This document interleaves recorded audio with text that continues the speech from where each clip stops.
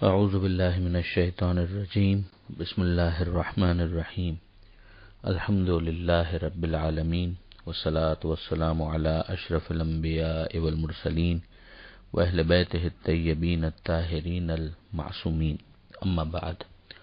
سورہ مبارکہ کہف آیت نمبر 84 سے آیت نمبر 96، 84 سے 96۔ گزشتہ صفحے پر ہم نے دیکھا کہ آخر میں جناب ذوالقرنین کا ذکر تھا۔ ارشاد ہوا تھا کہ آپ سے ذوالقرنین کے بارے میں پوچھتے ہیں، ان سے کہہ دیجئے کہ عنقریب ان کی داستان، ان کی خبر میں تمہارے سامنے بیان کروں گا۔ اب یہ جناب ذوالقرنین کا ذکر آگے بڑھتا ہے۔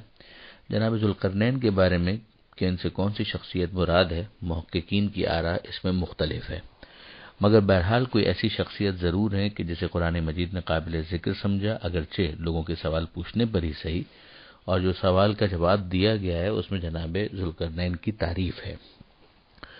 ان کی شخصیت ایک ایسے بادشاہ کی شخصیت کے طور پر تو مسلم ہے کہ جس نے پوری دنیا کے اوپر حکومت کی۔ بعض نے سکندر جو مشہور بادشاہ ہے اس پر جناب ذوالقرنین کو منطبق کیا ہے کہ یہ اور ذوالقرنین ایک ہی شخصیت ہے۔ بعض دیگر محققین نے سائرس جو ایران کا بادشاہ رہا ہے اور اس نے پوری دنیا پر حکومت کی، اس سے اسے مراد لیا ہے۔ مگر جو بھی ہو، جو میسج یہاں پر ہے وہ بہت روشن ہے کہ ذوالقرنین ایک ایسا شخص تھا کہ جو ایک صالح، انصاف کرنے والا، لوگوں کا دکھ درد سمجھنے والا بادشاہ تھا۔ پھر اس کے بعد مزید یہ سوال کہ کیا وہ نبی بھی تھے، تو بہرحال کئی علماء نے اس حوالے سے بھی اپنا رجحان بیان کیا ہے۔ ان مکننا لہو فی الارض، ہم نے اسے روئے زمین پر قدرت اور حکومت عطا فرمائی۔ وآتیناہ من کل شیء سببا، اور ہر طرح کے اسباب اس کے اختیار میں دیے۔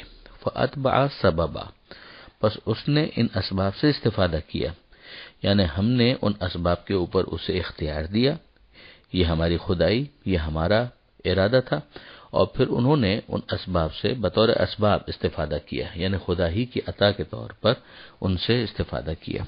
اب جناب ذوالقرنین کے 3 بڑے سفر ہیں کہ جن کو یہاں پر بیان کیا جا رہا ہے، ایک مغرب کے سمت میں، ایک مشرق کے سمت میں۔ تو یعنی جب وہ مغرب کی طرف سفر کر رہے تھے تو کرتے چلے گئے یہاں تک کہ اس سے آگے سفر ممکن نہیں رہا۔ اس کو یہاں پر سمجھایا جا رہا ہے کہ حتی اذا بلغ مغرب الشمس، یہاں تک کہ وہ سورج کے مقام غروب تک پہنچے۔ یعنی اب مقام غروب کا مطلب ہی یہ ہے کہ وہ مغرب کی طرف بس چلتے چلے جا رہے تھے، یہاں تک کہ ایسا لگا کہ اب آگے سمندر ہے، آگے مزید پانی ہے اور ممکن نہیں ہے کہ زیادہ سفر کیا جا سکے۔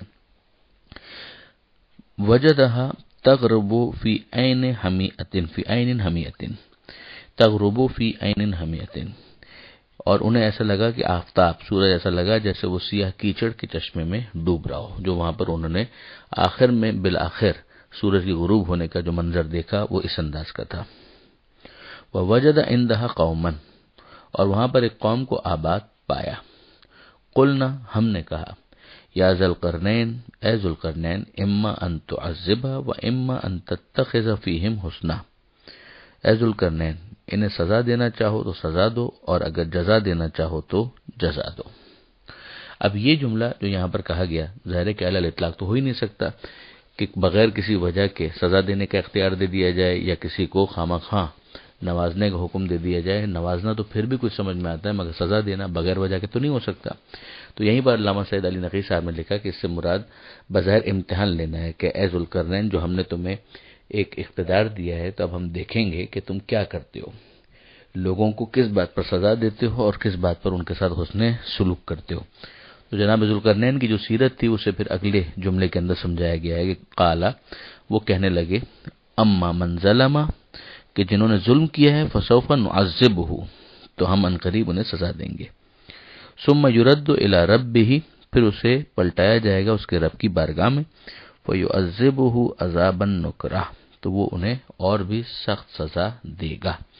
یعنی ایک بادشاہ کی بھی ذمہ داری ہے کہ وہ سوسائٹی اور معاشرے کے اندر ہونے والے مظالم پر خاموش نہ بیٹھے، بلکہ ظلم کرنے والے کو قرار واقعی سزا دے۔ وَأَمَّا مَنْ آمَنَ وَعَمِلَ صَالِحًا فَلَهُ جَزَاءُ الْحُسْنَى، رہا وہ شخص جو ایمان لے آئے اور نیک کام کرے تو وہ اچھی جزا پائے گا. وَسَنَقُولُ لَهُ مِنْ أَمْرِنَا يُسْرًا، اور ہم اسے آسان کام کہیں گے، یعنی اس کے ساتھ آسانی برتیں گے. ثُمَّ أَتْبَعَ سَبَبًا، انہوں نے پھر اسباب سے کام لیا، یعنی ایک جگہ سے اب جب دوسری جگہ پر موو ہوئے ہیں تو ایسا تو نہیں کہ فوراً ہو گئے ہوں گے، کچھ وقت وہاں پر گزارا ہوگا، مگر پھر اس کے بعد وہ موقع آیا کہ انہوں نے دوسری طرف سفر شروع کیا.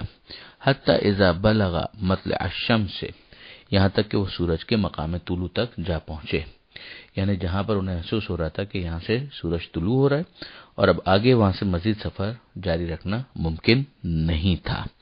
وجدها تطلع على قوم لم نجعل لهم من دونها سترا، تو وہاں انہوں نے دیکھا کچھ لوگوں کو کہ ایسے لوگ ہیں کہ جن کے اوپر سورج طلوع ہو رہا ہے اور سورج کے سوا ہم نے ان کے لیے کوئی ستر یعنی کوئی لباس قرار نہیں دیا، یعنی کوئی ایسا شیلٹر، کوئی ایسا شیڈ کہ جس سے وہ اپنے لیے سائے کا انتظام کر سکیں، وہ ان کے پاس نہیں تھا. بظاہر محسوس ہی ہوتا ہے کہ غیر متمدن قوم تھی، انسیولائز تھی، نہ ان کو مکان بنانے کا ڈھنگ آتا تھا، کوئی چھت بنانا ان کے لیے ممکن نہیں تھا، وہ بہت زیادہ غیر متمدن تھے.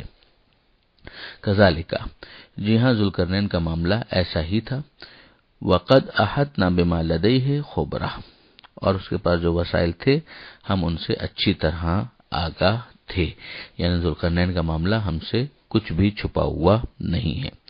ثم اتبع سببا، انہوں نے پھر ان وسائل سے استفادہ کیا، یعنی اور اپنے کام کو آگے بڑھایا. حتی اذا بلغ بین السدین وجد من دونہما قوما، اور اسی طرح جب انہوں نے اپنا سفر جاری رکھا تو یہاں تک کہ پہاڑوں کے درمیان پہنچے اور وہاں ان دو گروہوں سے مختلف ایک ایسا گروہ پایا، لا یکادون یفقہون قولا، کہ جس کے لوگ کوئی بات نہیں سمجھ سکتے تھے. یعنی اب ایک اور قوم ہے جو پہاڑوں کے درمیان ہے اور وہاں ان کی کیفیت یہ ہے کہ جو ان کی بولی ہے، جو ان کی گفتگو ہے، وہ قابل فہم نہیں ہے. تو اب ظاہر ہے کہ کسی نہ کسی طرح ٹوٹے پھوٹے الفاظ کے اندر یا اشاروں کے ذریعے سے انہوں نے جو جناب ذوالقرنین کے ساتھ کمیونیکیٹ کیا ہے اس کو آگے بیان کیا جا رہا ہے. قالو، انہوں نے ایک شکایت کی کہ یا ذوالقرنین ان یاجوج و ماجوج مفسدون فی الارض، کہ ذوالقرنین یاجوج اور ماجوج جو ہیں وہ زمین پر فساد برپا کرتے ہیں، یعنی ہمیں تنگ کرتے ہیں، ہمیں جینے نہیں دیتے، ہماری زندگی کو انہوں نے مشکل کیا ہوا ہے، اس میں وبال آیا ہوا ہے ان کی وجہ سے. فَهَلْ نَجْعَلُ لَكَ خَرْجًا عَلَىٰ أَن تَجْعَلَ بَيْنَنَا وَبَيْنَهُمْ سَدًّا، تو کیا یہ ممکن ہے کہ اگر ہم آپ کے لیے اخراجات فراہم کر دیں تو آپ ہمارے اور ان کے درمیان ایک مضبوط دیوار بنا دیں، یعنی ایک ایسی دیوار کہ جو ان کو روک سکے اور وہ ہماری طرف نہ آ سکے، وہ اس کے درمیان نقب بھی نہ لگا سکے، نہ اس کے اوپر چڑھ سکے. قال، تو ذوالقرنین نے کہا، ما مکنی فیہ ربی خیرون، اللہ نے جو میرے اختیار میں دیا ہے وہ اس سے بہتر ہے، یعنی تمہارے خرچ کی تو مجھے ضرورت نہیں ہے، ہاں لیکن یہ بھی نہیں ہے کہ میں تم کو بالکل فارغ رکھ کر یہ کام کرنا چاہتا ہوں، تمہارا پارٹیسپیشن مجھے چاہیے. فَأَعِینُونِی بِقُوَّةٍ، تو میری مدد کرو قوت کے ذریعے سے، یعنی مجھے کوئی خرچ نہیں چاہیے تم سے، مگر تم بہرحال اس کے اندر اپنا حصہ ڈالو تاکہ اس کا فائدہ تم ہی کو پہنچے. فَأَعِینُونِی بِقُوَّةٍ أَجْعَلُ بَیْنَکُم وَبَیْنَہُم رَدْمًا، تاکہ تمہارے اور ان کے درمیان دیوار بنا دوں. یعنی اب ظاہر ہے کہ جتنی دیر وہ دیوار بن رہی تھی اتنی دیر ان کو روکنے کا انتظام کیا گیا ہوگا، یا وہ اتنے فاصلے پر ہوں گے، اتنے دور ہوں گے کہ ان کو خبر بھی نہیں ہوگی کہ یہاں کچھ کام ہو رہا ہے. وہ کسی معین وقت پر آتے ہوں گے اور یہاں پر فساد کرتے ہوں گے، اور اتنی دیر میں جناب ذوالقرنین نے بہرحال اس دیوار کو بلند کر دیا جو ان کے لیے ایک پروٹیکشن بن سکے. اب وہ کس طریقے سے انہوں نے کیا تھا اس کی ترکیب جو ہے وہ اس صفحے کی آخری آیت میں بیان ہو رہی ہے کہ آتونی زبر الحدید، لوہے کی بڑی بڑی سلیں میرے پاس لے آؤ، یعنی انہیں ایک دوسرے پر چن دو، بڑی بڑی سلیں رکھو. حتی اذا ساوا بین الصدفین قال انفخوا، تاکہ دونوں پہاڑوں کے درمیان کی جگہ پوری طرح چھپ جائے. اور اس کے بعد انہوں نے کہا کہ اس کے اطراف میں آگ روشن کرو اور آنکھ کو دھونکو، یعنی اس کے ذریعے سے اس لوہے کی جو سلیں ہیں ان کو گرم کرو، ان کو سرخ کرو. حتی اذا جعلہ نارا، یہاں تک کہ جب وہ سرخ سلیں بالکل انگارہ بن جائیں تو قال آتونی افرغ علیہ قطرا، تو انہوں نے کہا کہ اب پگھلا ہوا تانبا میرے پاس لے آؤ تاکہ اسے اس کے اوپر ڈال دوں.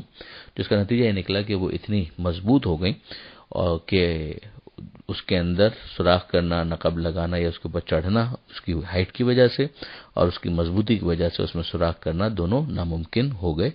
اور جب یہ ایک دم پلستر سا ہو گیا ان کے اوپر تانبے کا، تو اس کا نتیجہ یہ نکلا کہ اسے محفوظ بنا دیا گیا ہوا وغیرہ کے اثر سے بھی، کہ اب کسی قسم کا کوئی پرابلم نہ رہے. وہی بات آگے آئے گی بھی کہ اس کے بعد یاجوج اور ماجوج اس قابل نہ رہے کہ وہ اس کے اندر نقب لگا سکیں اور ان کو نقصان پہنچا سکیں.